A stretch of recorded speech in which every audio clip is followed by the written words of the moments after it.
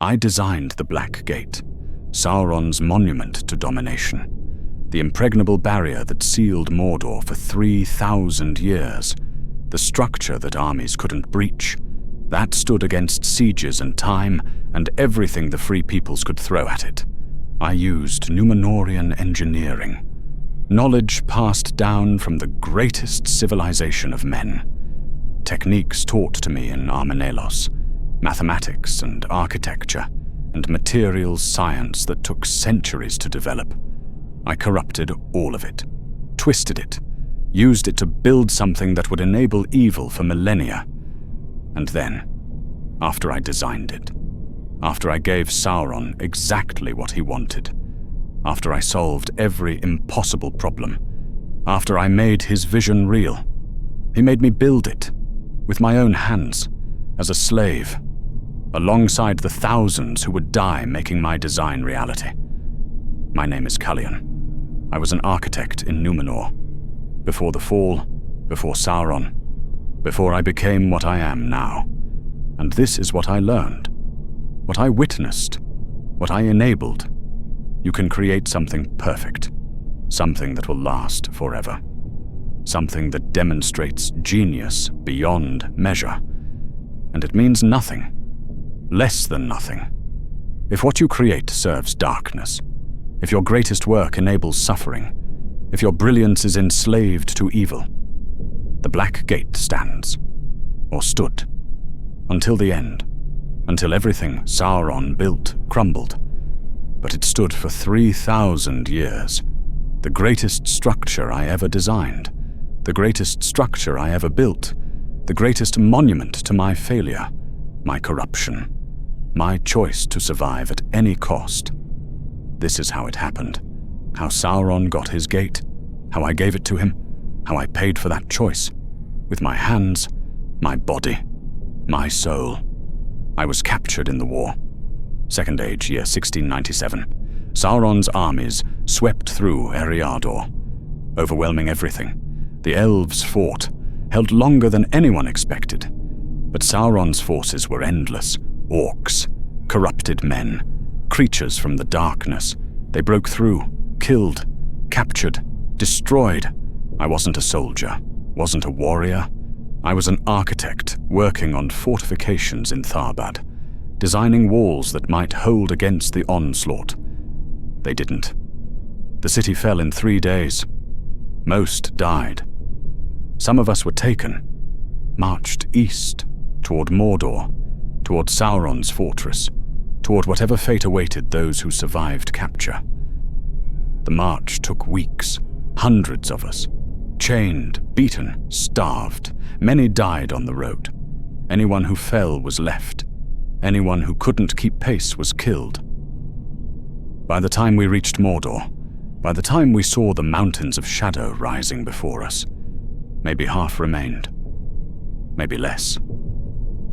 They sorted us at the gates, assessed us, determined value, strong men to the slave pens for labor, weak to the forges for whatever brief service they could provide before dying.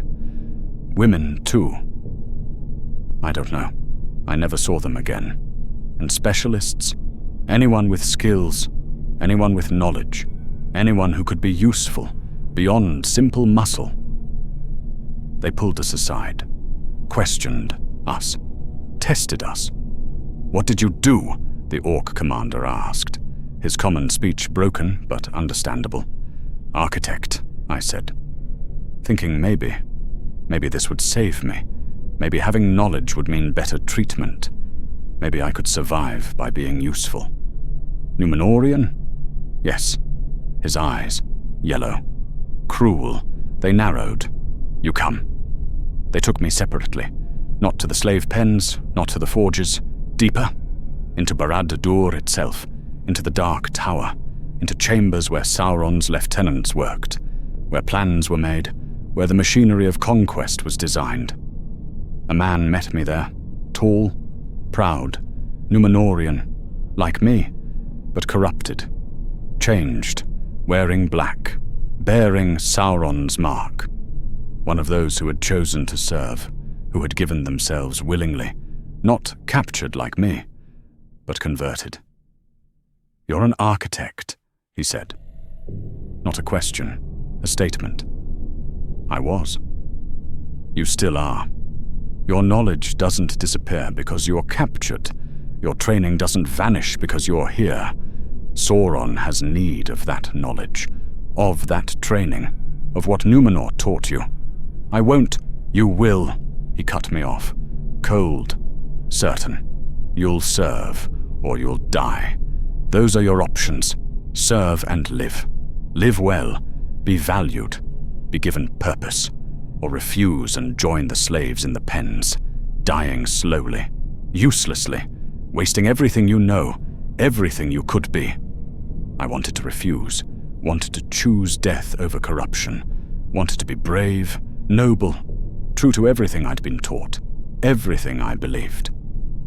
But I wasn't brave. I chose to live, chose to serve, chose survival over honor. That was my first mistake. The one that led to everything else. The one that made me what I became. They brought me to the planning chambers, showed me maps, diagrams, Sauron's vision for Mordor's defenses. The mountains of shadow ringed the land. Natural barriers. Perfect. But the passes. Cirith Ungol in the west, the Morannon in the north. They were vulnerable. Open. Ways in. Ways that armies could use, ways that needed to be sealed.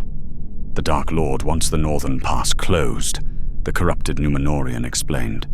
His name was Herundil, once an engineer like me, now Sauron's chief architect.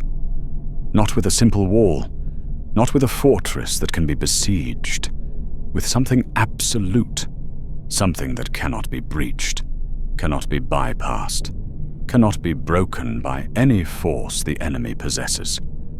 He showed me the site, the Morannon, the gap between the mountains, maybe 200 yards wide, cliffs on either side. Perfect natural choke point, but open, exposed, defensible with troops but not permanently sealed. "We need a gate," Herundil said. "Iron, massive, strong enough to hold against armies, against siege weapons, against magic if the elves bring it. And we need it to last. Not decades, millennia. This will stand until the Dark Lord achieves final victory, until there's no enemy left to threaten it." That's impossible, I said, looking at the scale, the size required, the engineering challenges. A gate that size, the weight alone, the materials, the mechanisms. It can't be done. It can, Herundil said, because you'll figure out how. You'll use everything Numenor taught you, everything our civilization learned about engineering, about mathematics, about materials. You'll solve this, or you'll be useless, and useless people don't survive here. He left me with the maps, the measurements, the requirements, alone in that chamber with an impossible problem. And I started working.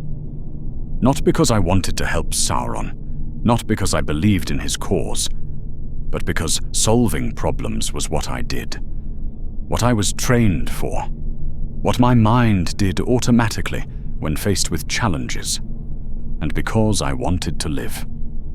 The problems were immense.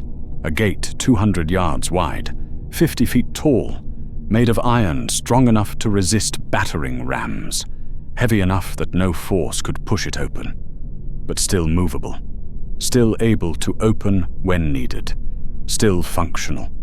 The weight would be incredible. Thousands of tons, maybe tens of thousands. How do you hang that? How do you create hinges that can support it? How do you make mechanisms that can move it? I worked for weeks, calculating, designing, solving, using Númenórean mathematics, techniques for weight distribution, for stress analysis, for materials engineering, everything I'd learned, everything I'd been taught, corrupted, twisted, used for this. The hinges would need to be massive, set deep into the mountain stone, reinforced with techniques we'd developed for harbor gates, but scaled up, far up, beyond anything attempted before. The gate itself, multiple layers, iron plates forged in Mount Doom's fires, overlapping, reinforced, creating strength through redundancy, through design that distributed stress, that prevented single points of failure. The mechanisms, counterweights, hidden chambers in the mountains, gears and chains and engineering that would let a few men open what thousands couldn't force. I solved it. Every problem, every challenge, every impossible requirement. I made it work, on paper, in theory, in calculations that proved it could be done, and when I showed Herondil, when I presented the design, when I demonstrated that yes, it was possible, he smiled. "The Dark Lord will be pleased," he said. "You've given him his monument, his seal on Mordor, his proof that nothing can threaten his domain." I felt pride. Gods help me. I felt pride in solving the unsolvable, in creating something that had never been done, in demonstrating genius that would stand for millennia. That was my second mistake, finding satisfaction in serving evil, in enabling darkness, in using my gifts for destruction. Sauron summoned me. After Herondil presented the design, after the Dark Lord reviewed my work, my calculations, my solutions. He wanted to see the architect, the man who had made his vision possible. I'd never been in his presence before, never faced him directly. The throne room in Barad-dûr was overwhelming, dark, oppressive, heat radiating from somewhere, the sense of power, of malice, of intelligence so vast, so ancient, that standing before it made you feel like an insect. He didn't have the ring yet. That would come later. But he was still terrifying. A Maya, a being of power that predated the world, that had served Morgoth, that had survived the War of Wrath, that had rebuilt from nothing, that would dominate Middle-earth if not stopped. "You designed my gate," he said, his voice, not quite sound, resonating in your mind more than your ears. "The seal that will close Mordor to my enemies forever. Yes, my lord." The words, submissive, afraid. I was afraid, completely, utterly. "Númenórean techniques," he continued, "knowledge from the greatest kingdom of men. Used to serve me. Appropriate. Númenor will fall, eventually. But its knowledge, its genius, that will survive. In my service, in structures like this. You've proven that even in destruction, even in defeat, Númenor will serve me." He was right. I hated that he was right. But he was. I'd taken everything that my civilization had achieved, everything we'd learned, everything we'd built, and corrupted it, used it for him. "The gate will be built," Sauron said. "You will oversee the work, ensure it matches your design, ensure it functions as calculated, ensure it stands as proof that my power cannot be challenged. Do this, and you will be rewarded. Fail, and..." He didn't need to finish. The threat was clear, absolute, certain. "I won't fail," I said. "No," Sauron agreed. "You won't, because you value your life more than your honor. You value survival more than your principles. You value existence more than resistance. That's why you're useful. That's why you'll succeed." He dismissed me, sent me away. And I hated how well he knew me, how perfectly he understood, how completely he'd measured my weakness. But I went to work. Because he was right. I did value survival, and I would give him his gate, because the alternative was death, and I wasn't ready to die. The construction began. Thousands of slaves, men captured in wars, orcs bred for labor, all of them driven, beaten, worked until they died, then replaced. An endless supply of bodies, expendable, worthless beyond their muscle. I oversaw the work, gave orders, directed the construction, ensured my design was implemented correctly. I wasn't in the pens, wasn't chained, wasn't beaten. I was valued, important, given decent food, a chamber, respect from the overseers who knew I spoke with Sauron's authority. For months, I watched, directed, calculated, as the foundation was laid, as the chambers for the mechanisms were carved into the mountain, as the hinges, massive beyond imagination, were forged in Mount Doom and transported, set, anchored. The slaves died, dozens every day, hundreds every week, crushed under stones, burned in the forges, worked to exhaustion and left to die. I tried not to see them as people. Tried to see them as resources, as labor, as necessary costs. Because if I saw them as people, if I acknowledged their suffering, their deaths, what I was enabling, I couldn't have continued, couldn't have kept giving orders, couldn't have kept solving problems, making adjustments, ensuring the work proceeded. A year into construction, Herundil returned, inspected the progress, approved, then delivered new orders. "The Dark Lord is pleased with the work," he said. "The foundation is solid. The mechanisms are taking shape. The gate itself will begin forging soon. Your design is proving sound, exactly as calculated."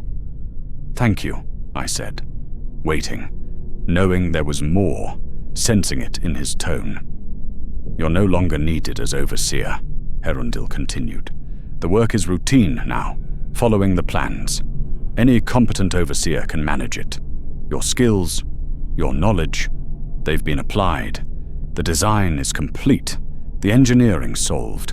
What remains is labor, execution, work that doesn't require an architect." "Then, what do you want me to do?" I asked, uncertain, afraid of the answer.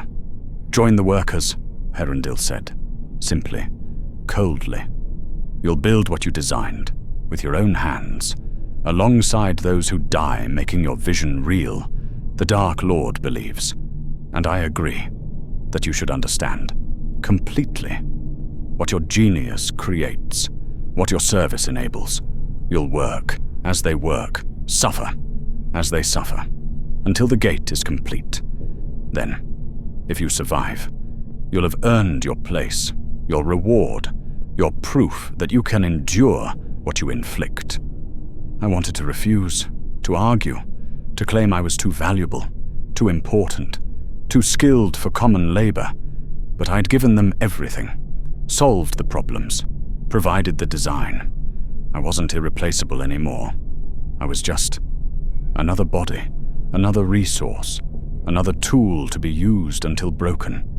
They took my chamber, my privileges, my status, gave me slaves' clothing, chains, a place in the labor gangs, and sent me to work building the gate I'd designed.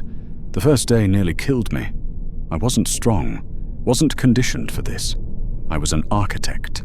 I worked with my mind, with calculations, with drawings, not with muscle, not carrying stones that weighed more than I did, not working in heat that made breathing painful.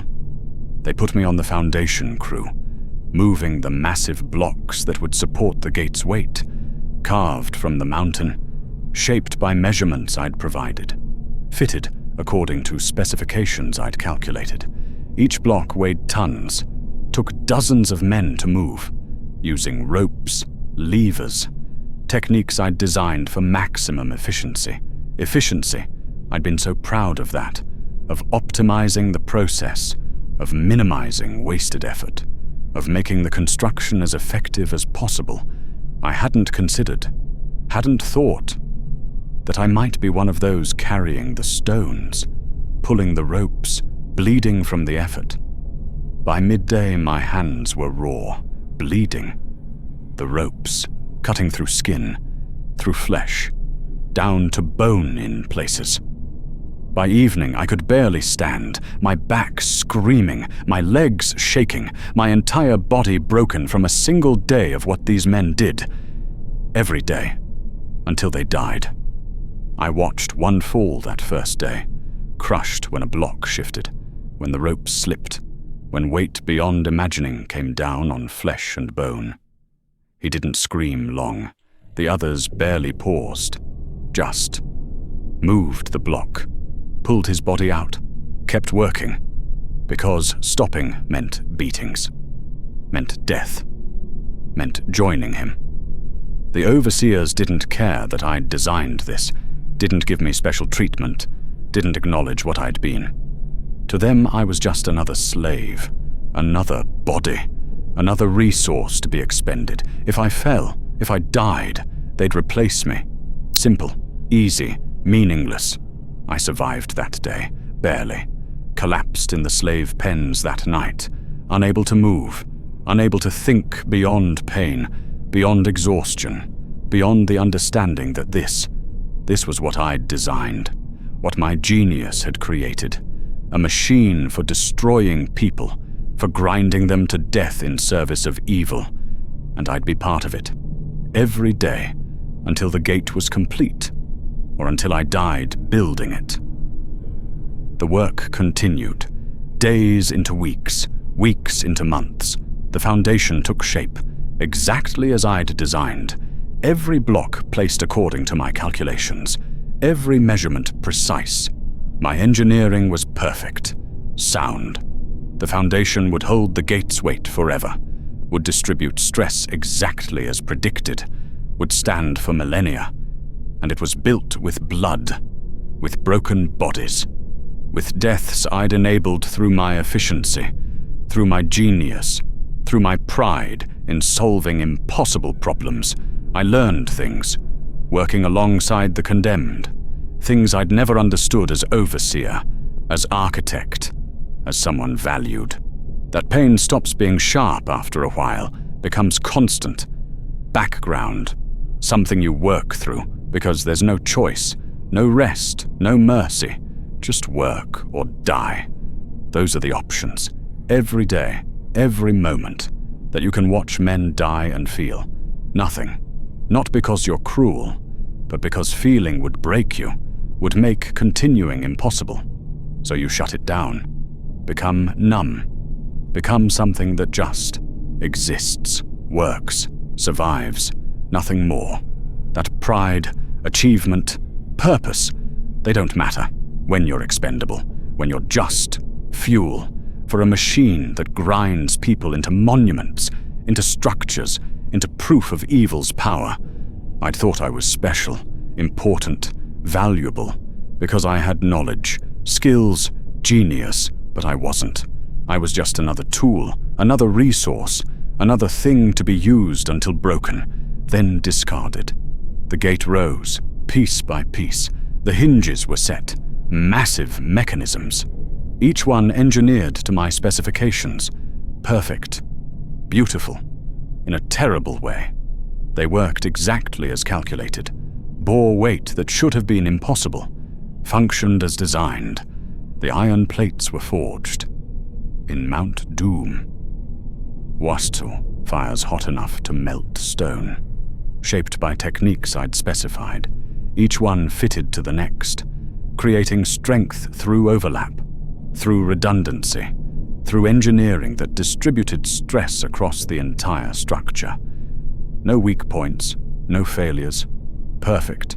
I helped install them, lifting plates that took 50 men to move, fitting them according to my own designs, bleeding onto work I'd created, dying, slowly building my greatest achievement.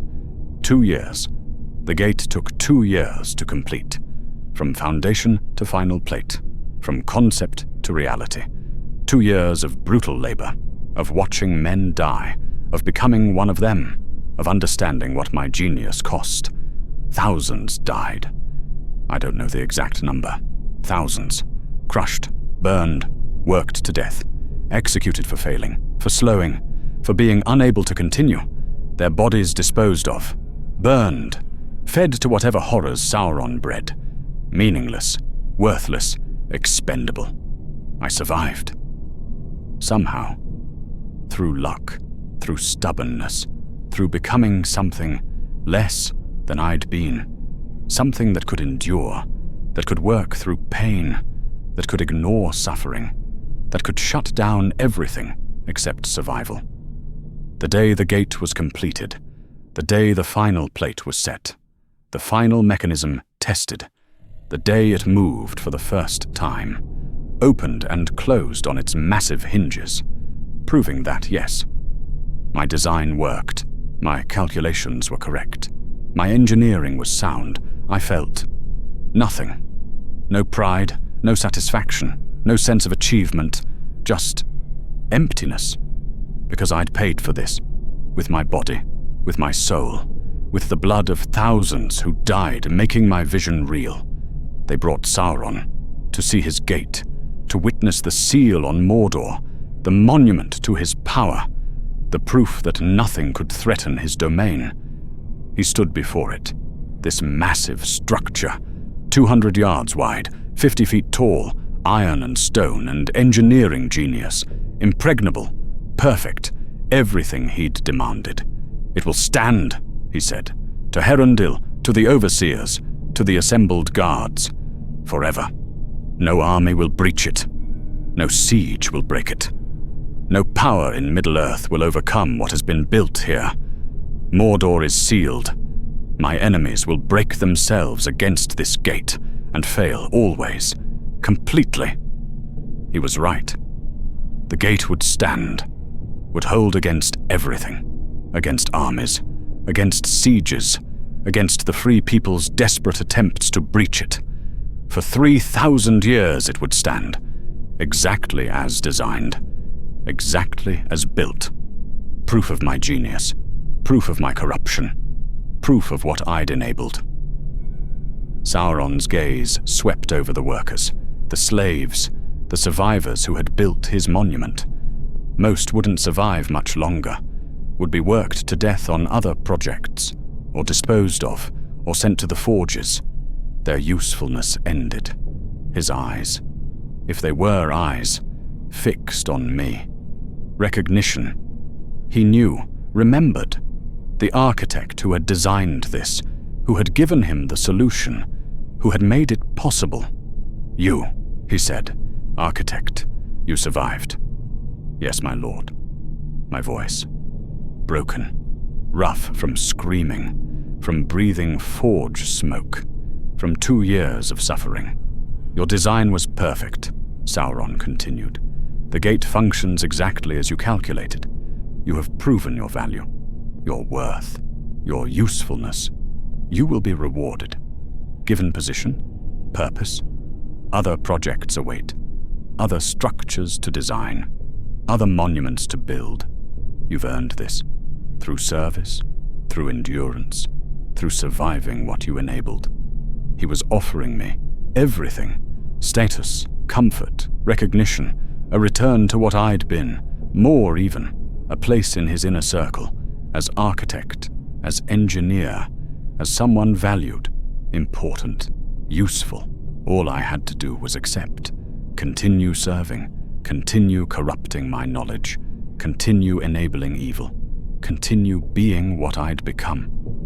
I looked at the gate, my greatest work, my perfect design, standing as proof of what I could achieve, what I could create, what my genius could build. And I saw blood, suffering, death, thousands of men ground to nothing, making my vision real, dying for my calculations, bleeding for my pride. No, I said, quiet, certain. Perhaps the first honest thing I'd said since capture, since choosing survival over honor, since beginning this path. No. Sauron's voice, surprised, perhaps, if surprise was something he could feel. I won't design anything else, I continued. Won't enable any more of this. Won't corrupt my knowledge further. Won't. Won't be what you want me to be. Kill me. Send me to the forges. Do whatever. But I won't serve anymore. Silence. Long. Tense. the overseer stepping back, expecting Sauron to destroy me, to end me for refusing, for denying him, for choosing. Finally, honor over survival. But he didn't. He laughed, if that sound could be called laughter, cold, amused, understanding. "You've already served," Sauron said. "Everything I needed from you. You gave it. The gate stands. Your knowledge, your genius, your corruption. It's done. Finished. You can refuse further service. It changes nothing. You've already given me what matters. You've already proven that even Númenórean wisdom, even the knowledge of the greatest civilization of men, serves me. In the end, when tested, when cornered, when given the choice between honor and survival, you chose survival. And you gave me this." He was right. Refusing now. After everything. After designing the gate. After enabling its construction. After surviving while thousands died. It meant nothing. Changed nothing. The gate stood. Would stand. Forever. Proof of what I'd done. What I'd enabled. What I'd become. They sent me away. Not killed. Not tortured. Just released. Into Mordor. Into the wasteland. Free to go. To leave. To survive if I could. To die if I couldn't. It didn't matter. To Sauron. To anyone. I'd served my purpose. Given everything useful. What remained. What I was now. Worthless. I wandered. For weeks. For months. I don't know. Time stopped meaning anything. I existed. Barely. Eating what I could find. Drinking from poisoned streams. Avoiding orcs. Avoiding everything. Just moving. Because stopping meant thinking. And thinking meant confronting what I'd done. Eventually, I reached the borders. The edges of Mordor. Where the wasteland met. Something else. Somewhere else. Ithilien, maybe? Or the dead marshes. I wasn't sure. Wasn't thinking clearly. Just knew I had to leave. Had to get away from. From the gate. From what I'd built. From what I'd enabled. I crossed. Somehow. Into lands where Sauron's direct control didn't reach. Where men. Free men. Still lived. Still resisted. Still fought against the darkness. I tried to tell them. Tried to warn them. About the gate. About what it could withstand. About the engineering. The design. The impossibility of breaching it. They didn't believe me. Thought I was mad. Broken. Corrupted. They weren't wrong. About any of it. I was all those things. But I was also telling the truth. The gate couldn't be breached. Couldn't be broken. Any army that tried would break themselves against it. Would die. Would fail.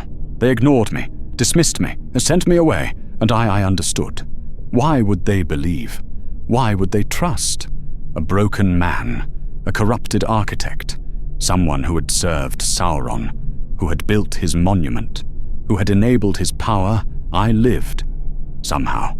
For years. For decades. For centuries. Númenórean blood. Long life. Curse and blessing. I lived long enough to see everything. The rest of the Second Age. Sauron's dominion growing. His power spreading. His corruption reaching across Middle-earth. I lived to see him forge the ring. The one ring. Pouring his power into it. Making himself vulnerable. In ways he didn't understand. Wouldn't understand until too late. I lived to see the last alliance. Elves and men united. Marching against Mordor. Against Sauron. Against everything he'd built. I tried to join them. Tried to help. Tried to. I don't know. Make amends. Find redemption. Do something to balance what I'd enabled. They wouldn't have me. Wouldn't trust me. Wouldn't let me near. Because I'd served Sauron. Built his gate. Enabled his power. Nothing I said. Nothing I did. Changed that. I was corrupted. Tainted. Untrustworthy. I watched from a distance as the Alliance marched to the Black Gate. To my gate. To the structure I'd designed. As they as they didn't even try to breach it. Because they couldn't. Because I'd made it too strong, too perfect, too impossible. Instead, they fought in front of it, drew Sauron's armies out, battled in the wasteland, won. Eventually, but not through the gate. Never through the gate. It stood, untouched, unbreached, exactly as designed. The Alliance occupied Mordor after Sauron fell, after Isildur cut the ring from his hand, after the Dark Lord's spirit fled. They held the land. For a while, tried to ensure he couldn't return, built watchtowers, the Towers of the Teeth, Narcost and Carcost, flanking my gate, watching it, ensuring nothing emerged. But they couldn't destroy the gate, couldn't break it down, couldn't. It was too strong, too well made, too perfect.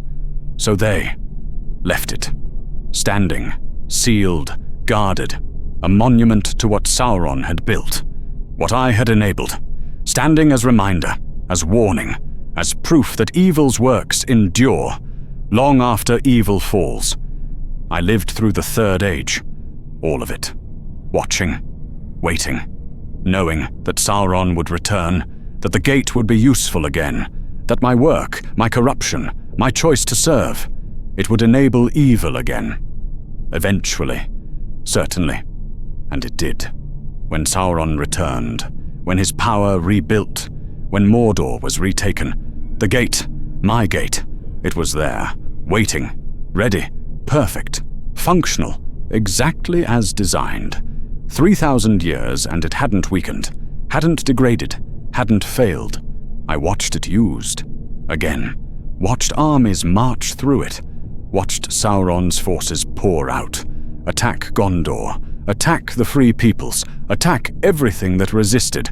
And the gate. It held, protected them. Gave them the security, the certainty that nothing could threaten Mordor's heart. That the Dark Lord's domain was sealed, safe, impregnable. I wanted to die, had wanted to for centuries, but Númenórean blood.